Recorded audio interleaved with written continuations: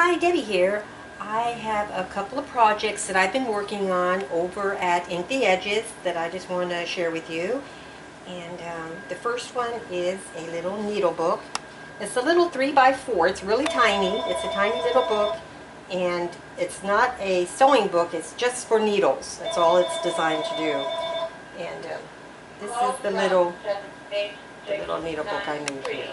Of course, now you know who my partner is. Her name's Karen, so I put her name here, Karen's Needle Book. And I just copied some images on my printer on fabric.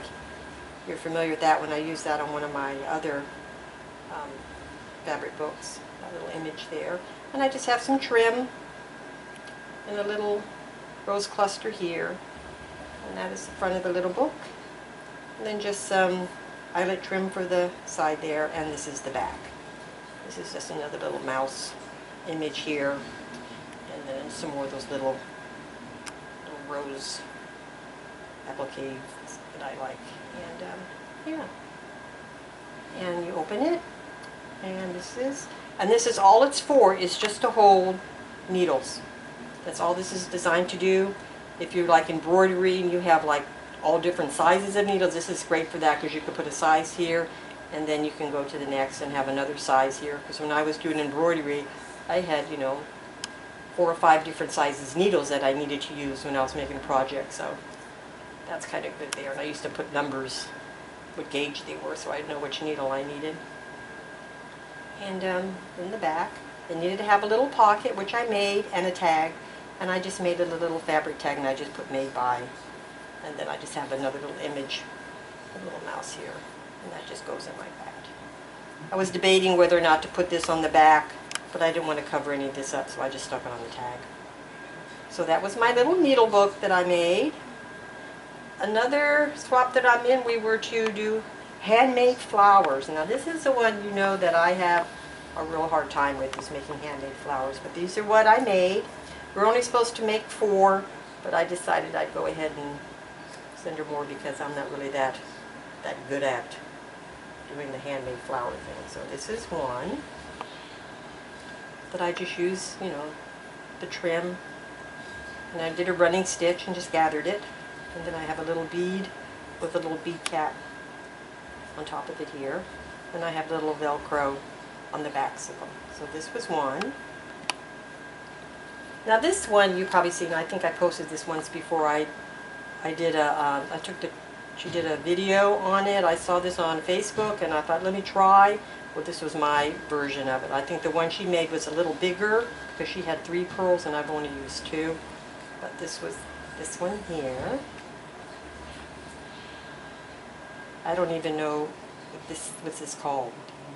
I didn't even look that up to even show you. Here's one that's kind of like a scrap flower. I just took little pieces of little scraps that I had and just kind of made like a little flower out of it. I have this here that was an applique with some of this little beading trim here, and then a little tiny piece of trim here, and then I took a little piece and gathered it, put it on this side, and then I gathered another piece on that side, and I have a little piece of lace here. So it's just a little bunch of everything I just put together and try to form it into a flower shape. So that's what this one was.